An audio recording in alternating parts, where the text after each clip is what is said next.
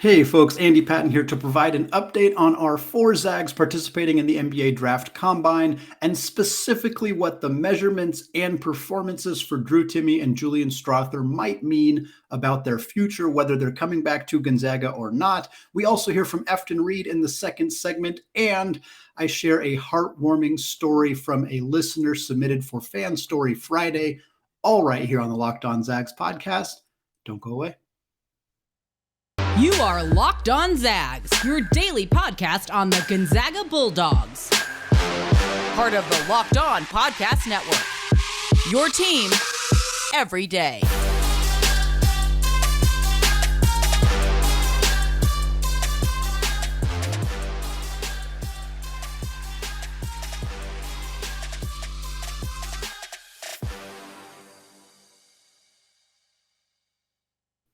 What is going on, y'all? Welcome to the Locked On Zags podcast, part of the Locked On Podcast Network, your team every day. I'm your host and longtime Gonzaga podcaster, Andy Patton, here to bring you news and updates on all things Zag athletics. I also want to thank all of you who have continued to make Locked On Zags your first listen of the day.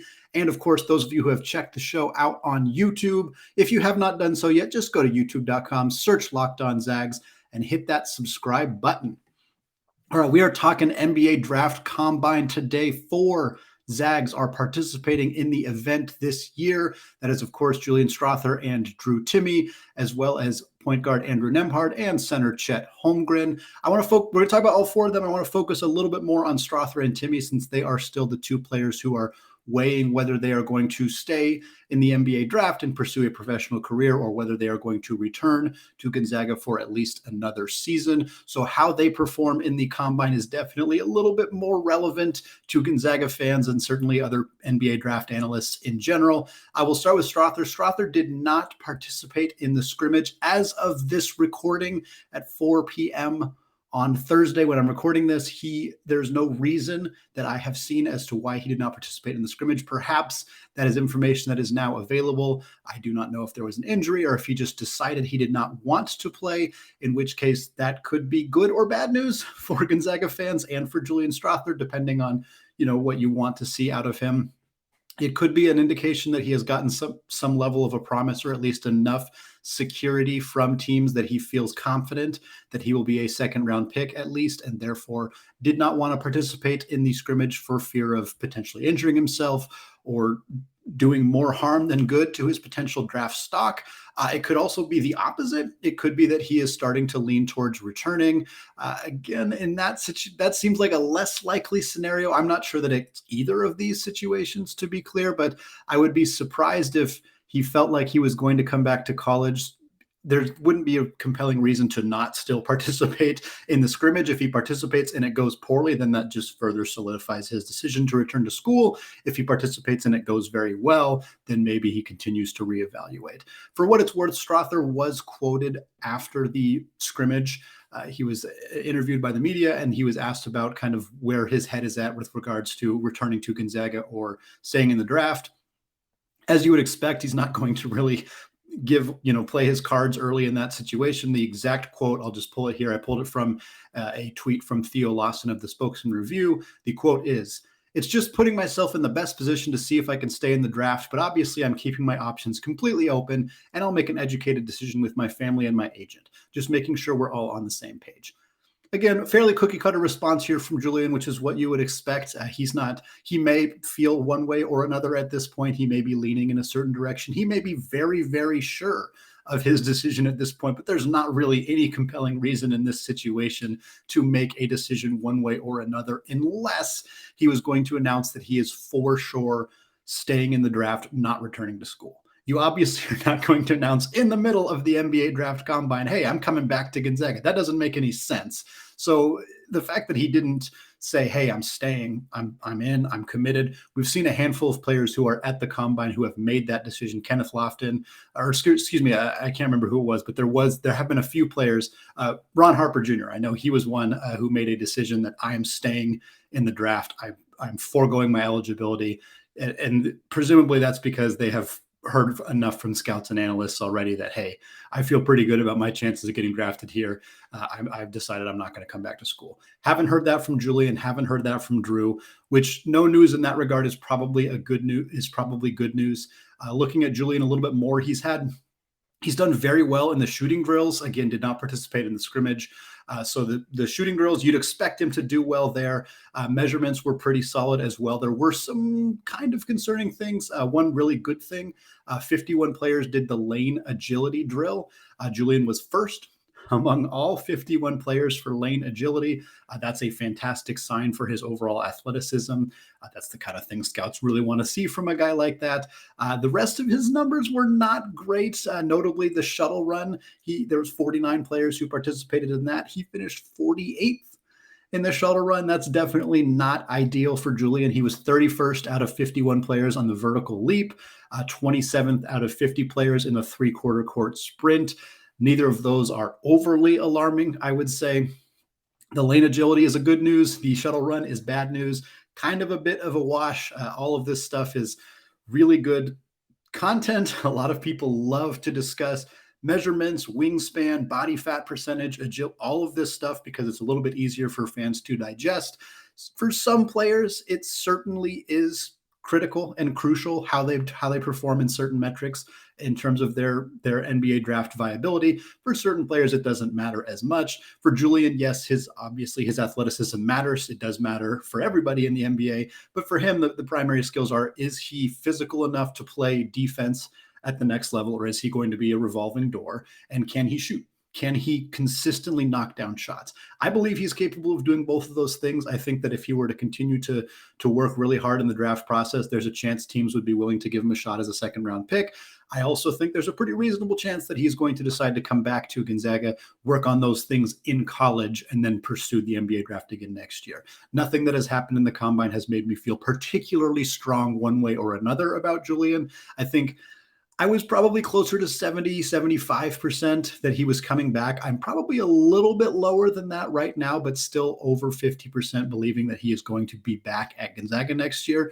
But you never know. These things could change. Moving on to Drew Timme. Drew Timme is the only Zag that did participate in a combine scrimmage, 1 out of 4 who was participating in the games. Drew had 13 points, 5 rebounds, and 3 assists in the scrimmage on Thursday. That was on 6 of 9 shooting, which sounds like the Drew Timme that we know and love. He did take 3 3-pointers. He knocked one of them down.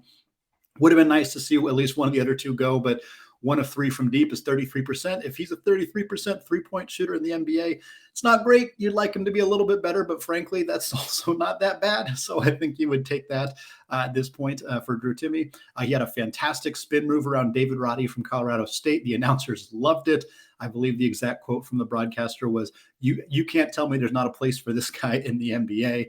And of course, spin moves like that are Drew Timme's bread and butter. That is what he is the best at right now. And then the skill that will keep him in the NBA should he make it and stick around in the league.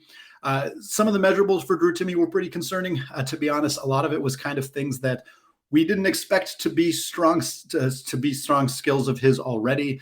He was 46th out of 51 in the vertical leap. He was 47th out of 51 in lane agility, 45th out of 49 in the shuttle run, and 42nd out of 50 in the 3/4 court sprint.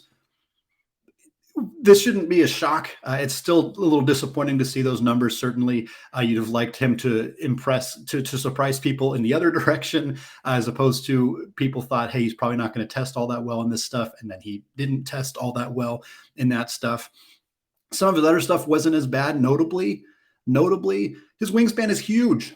And as we know, anybody who followed the 2018 NBA draft with Brandon Clark, or 2019 NBA draft with Brandon Clark, apparently wingspan is a monumental deal to NBA front offices. Brandon Clark, who was the bounciest dude, one of the bounciest dudes in college basketball, high-level shot blocker, athletic rim protector, but because he was 6'8" with a 6'8" wingspan, he fell far too far in that NBA draft. The Memphis Grizzlies were exceptionally happy to snag him at 21 overall, and you could see why for the majority of this season.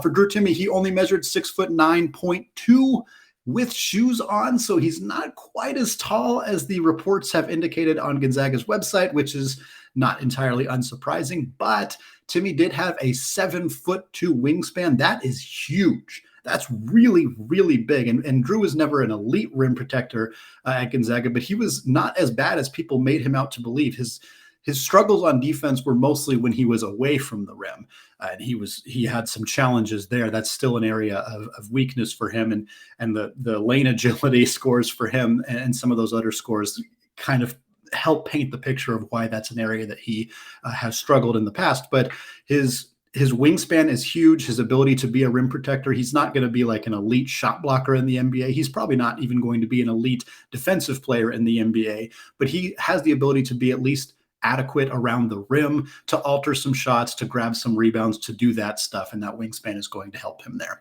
The big number that a lot of people were talking about with Drew Timme was the body fat percentage. It's worth pointing out that these body fat numbers seem really odd. There are multiple players who had body fats under 4%. That's almost certainly inaccurate, and potentially inaccurate as much as 5 to 8%. There's one guy, I cannot remember who it was. He tested at 2.7% body fat. That's not possible. That's not what it is. I'm not a physiologist, but I don't know how they're getting those numbers specifically, but that's a pretty wild number. So if we're thinking that a lot of the numbers are a little bit inaccurate, that might mean Drew's is actually better than the 15.7%, which is what came up for him. Again, I don't know exactly, but it's a pretty high number. Again, nobody's looking at Drew Timme and shocked that he's got one of the higher body fat percentages. He's a big guy. And again, it's not necessarily a death sentence. It's not a deal breaker, but the body fat percentage being a little high, along with the testing results for some of the speed and agility stuff being a little low. Again, it shouldn't be overly surprising. It's not things that we thought Drew Timme was going to accept, but it's still a little disheartening to see those numbers come down. Does it mean he's more likely to return to Gonzaga? Not necessarily. I think that him showing up, he looked good in the combine. Or in the scrimmage, he did decent in the outside shooting drills. Not great in the outside shooting drills, but he was knocking about 45% or so of his open three-pointers. You'd like to see that probably a little higher than that, but that's also not awful. Certainly enough belief by NBA teams that he could develop into a good outside shooter at the next level. So I feel about the same about Drew Timme as well. Maybe a little bit more likely that he's coming back, but it's hard to say. He could have some really, really strong workouts with teams, and that's probably enough for him to feel pretty confident that he could potentially go in the second round, or at least get himself a guaranteed two-way contract. Whether he decides that's enough to leave Gonzaga and potential NIL opportunities, that's a decision that him and his family and his agents have to make. Not one that I am comfortable speculating on right now, but he's got some work to do between now and June 1st when he has to make that decision. Andrew Nembhard and Chet Holmgren were the final two guys. Of course, neither of them are going to return to Gonzaga. So this is more just about what they did or didn't do to help their draft stock. Andrew Nembhard didn't do a lot of anything. He unfortunately suffered a quad injury that kept him out of Thursday's action and is expected to keep him out of Friday's scrimmages as well. This is a bummer. I think Nembhard would have had the highest likelihood of benefiting from the scrimmages of anybody on Gonzaga's roster.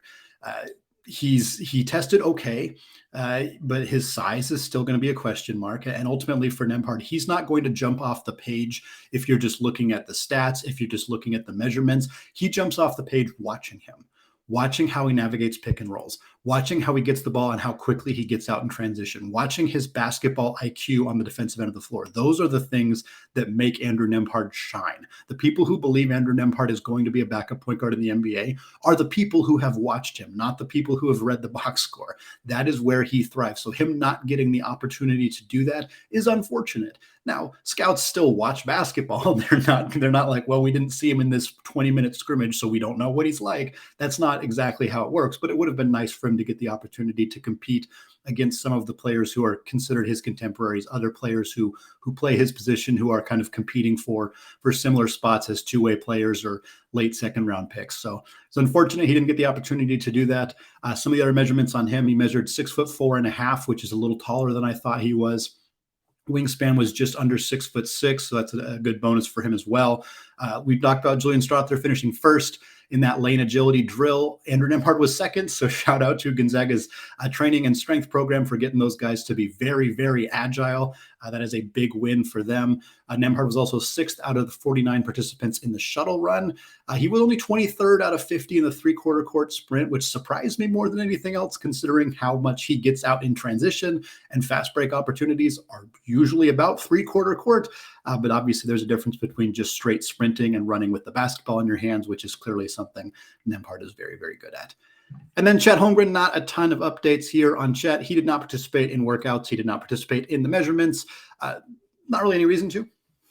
He's going to be one of the top 3 players selected in the 2022 NBA draft. Nothing he does is going to really boost his draft stock. Some people have wondered, like, oh, did he not get measurements because he's actually shorter than he thinks? Probably not. I've seen the man. He's not short. There's a picture of him standing next to NBA Hall of Famer David Robinson at the NBA draft lottery. He looks just the same height as David Robinson, and Robinson is listed at 7'1" his entire career. So Chet is probably not going to do a whole lot between now and the NBA draft. He may have some private workouts with some of those top teams to get us, to potentially, try to sell Orlando on taking him number 1 overall. But it's not surprising to not see him participate out a whole lot outside of that, because the risk of potentially getting hurt or really struggling outweighs the reward, considering he's already, considered a top of the line draft pick. All right, in the second segment, we are going to hear from the newest Gonzaga Bulldog, Efton Reid. He spoke with KREM's Brenna Greene on Thursday. We have the audio clip here on Locked on Zags, so we're going to play that for you all in the second segment. But before we do that, let's talk about Built Bar. Summer is coming, and with the summer, you're going to need some food on the go. Built Bars are the perfect snack to take with you on family vacations. Throw them in your bags, in your kid's backpack. Make sure that everyone has a bar so you are fueled for your summer adventures.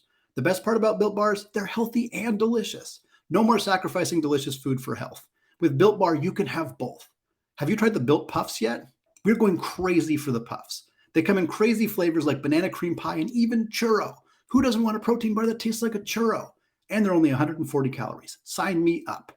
If that's not enough flavor for you, then you might want to try the Mixed Box. The Mixed Box comes with 12 flavors of bars and puffs. Most Built Bars contain 130 calories, 4 grams of sugar, 4 net carbs, and 17 grams of protein. Go to Built.com to get all your favorites. Banana cream pie, raspberry, double chocolate, and so many more. They are all delicious, and new flavors are coming out all the time. Go to Built.com, use promo code LOCKED15, and get 15% off your order. That's promo code LOCKED15 for 15% off at Built.com. All right, segment 2. Still Andy Patton, still Locked on Zags. I'm going to play you a clip here. It's about a 7-minute clip that Brenna Greene shared with me. It's a sit-down that she had chatting with Efton Reid about his decision to come to Gonzaga. He talks about his game. He talks about what he thinks he's like as a basketball player, what the transfer portal experience was like for him. He also gives a ton of love to Gonzaga fans out there who've kind of helped him feel welcome already here in Spokane. So we're going to play that clip for you here in just a second. If I didn't know anything about you in playing basketball, just how would you describe yourself as a player? I would describe myself as just a very skilled player. Every time I step on the court, I want to win. So I'm a competitor, and I just do whatever it takes to win, basically. I do. Whether that be, setting the screen for my point guard to get the open basket, or, talking on defense, motivating my teammates, just everything. I just want to win every time I step on the court. So, yeah. What was Gonzaga's pitch to you to come to Spokane? Well, basically, it's just being in a system that fits my needs and stuff, and just seeing the guys who were in that system as a big, as a skilled big, just thrive in that system. Like, why not come to Gonzaga to be a better player and be in a winning culture, basically. Yeah, I know there's you got the Sam Vicinis of the world who said that they really liked this commitment for you. Just I guess, how does that feel, knowing that a lot of people think that you could do really well at a place like Gonzaga? Oh yeah, no, it really, how do I say this? It makes me feel like I know I made the right decision in my heart. I know, because it's the obvious. Why wouldn't you go here? You're just like these guys, and look what they did with these guys at your position.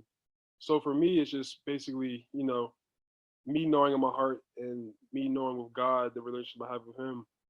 It's just me knowing that I made the right decision with him, because I I don't really care about other people's opinions. I really worried about God's opinion, to be honest, because I'm only trying to, not impress God, but just do His work and just, follow Him and just spread His word, basically. So I just was waiting on that because I know everybody like really didn't know anything about my recruitment and stuff in high school and stuff because I really didn't need the field to, display that. I mean, really didn't matter to me. Everyone wanted to know, but it really didn't. And then with the information they got was from my circle, and there was really some not false rumors or just false, stuff coming in. But for me, it's just about me pleasing God and just following through with His work, and prayed, and I really know like Gonzaga was, in my heart. So why not follow God's path and journey that He has for me? Yeah, you kind of kept your recruitment on the DL a little bit, even in the portal this time. It wasn't like you came out with like a top 5 or Yeah. anything like that. That's kind of your style.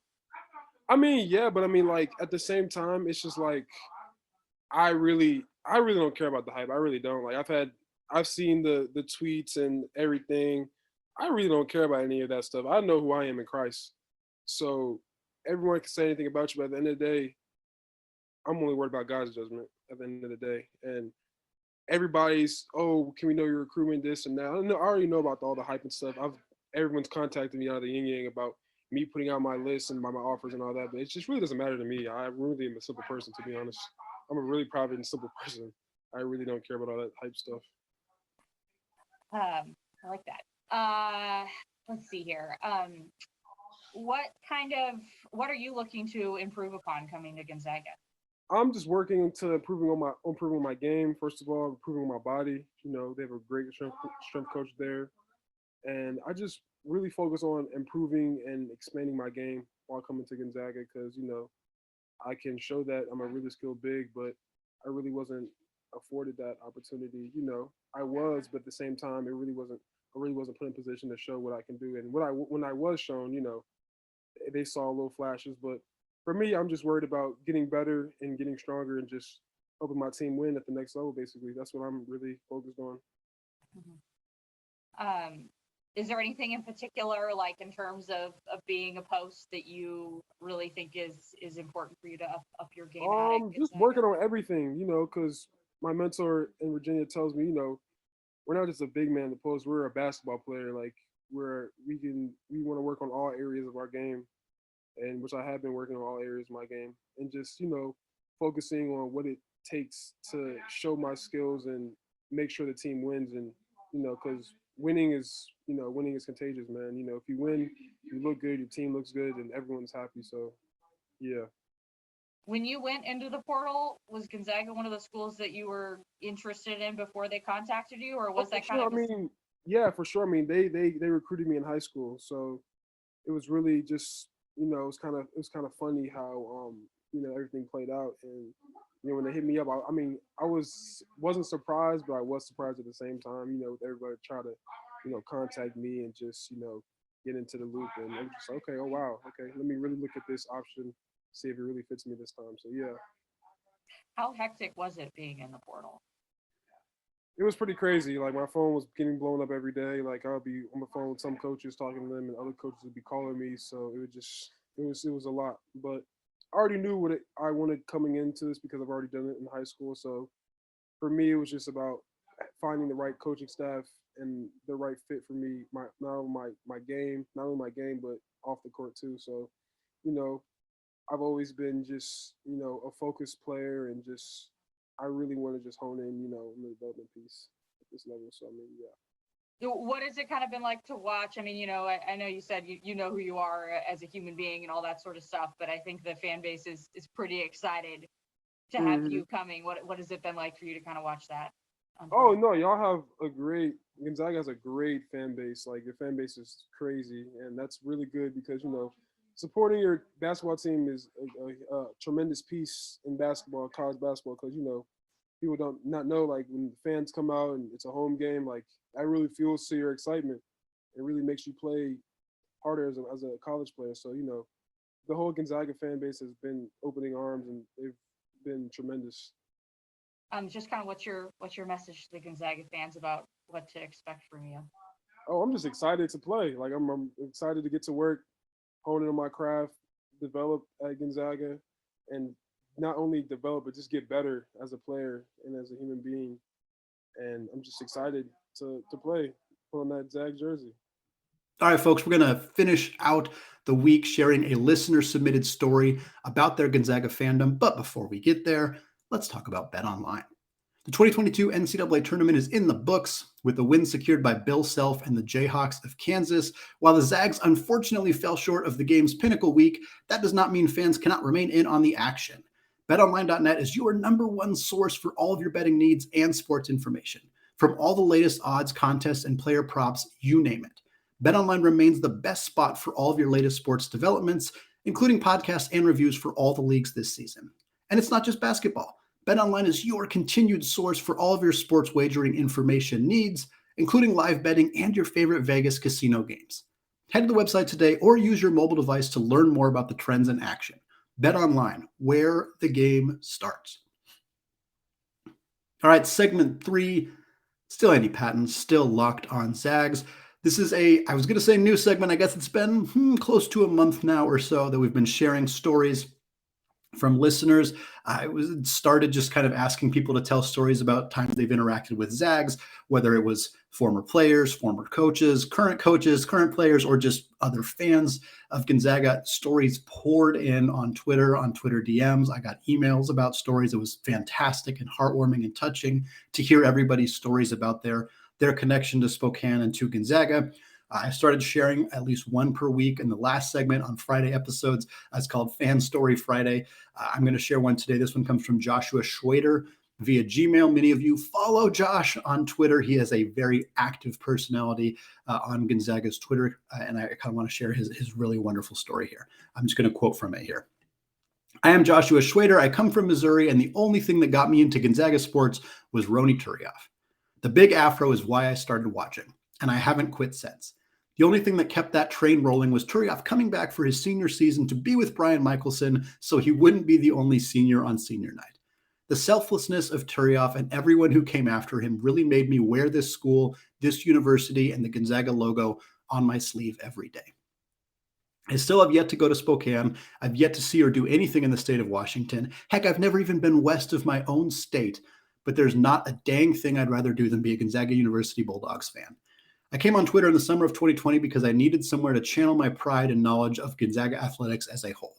I champion all sports from the Gonzaga women's rock climbing national title to Gonzaga men's soccer to the basketball team, the cross country team, back to Gonzaga baseball. Every single sport is the same on Twitter as I've always imagined. The greatest community in sports is Zag Nation. One day in the Gonzaga 2021 baseball season, it came to fruition. It was my 17th season being a fan from Missouri, rooting for my Zag sports. And he knew somehow, though I wasn't sure how he knew. I received a DM from Danny Evans telling me how much he loved that I supported the team so emphatically on Twitter. I responded that I'm just a nobody from Missouri, and he told me he wanted to send me an official game hat as gratitude when he got back to Spokane. I gave him my information and was extremely pumped that I was going to get a hat from a Spokane legend. I received his package the next week, and inside was a card that read, "You are such a loyal Zag fan, and we appreciate that you share the same passion and love for the Zags as we do. We would love to see you at a game in the near future. We play at Missouri next year." Little did I know Danny Evans would be diagnosed with cancer shortly after. I would never meet the Zag legend. I ended up buying 3 days worth of tickets to see the Zags play in Mizzou anyways, despite me knowing he wouldn't be there. However, there was a catch. Snow was in the forecast and threatening to cancel the whole series. It was revealed on Monday night that they were canceling most of the series, and we would instead have one game on a Wednesday at 3 p.m. my time. I was notified by Gonzaga pitching coach Brandon Harmon of all people. Somehow word got around that I was going, and he wanted to make sure I was coming. Just amazing stuff.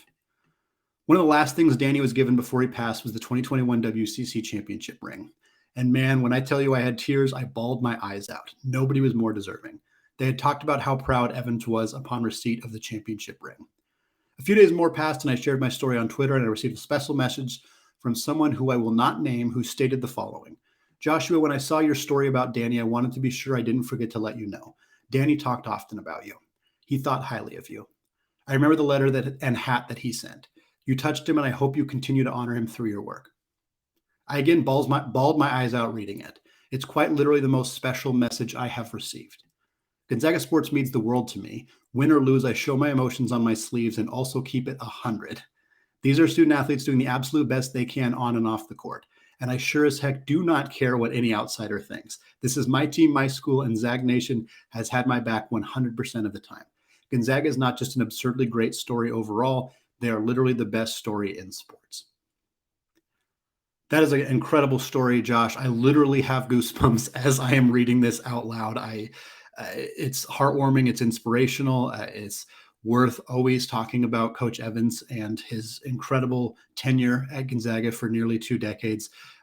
And obviously the intense sadness that we as a community feel for his passing, the emotion around the Patterson Baseball Memorial Complex over the weekend when they played Santa Clara, honoring Coach Evans was truly inspirational and emotional. And seeing this team continue to thrive and be successful after losing a coach who'd been around the program for as long as he had it is very inspiring. Hearing this story only further confirms how I have long felt about the Gonzaga as a whole, but specifically the baseball program. Coach Harmon has always been so good to me. He sent me a hat as well.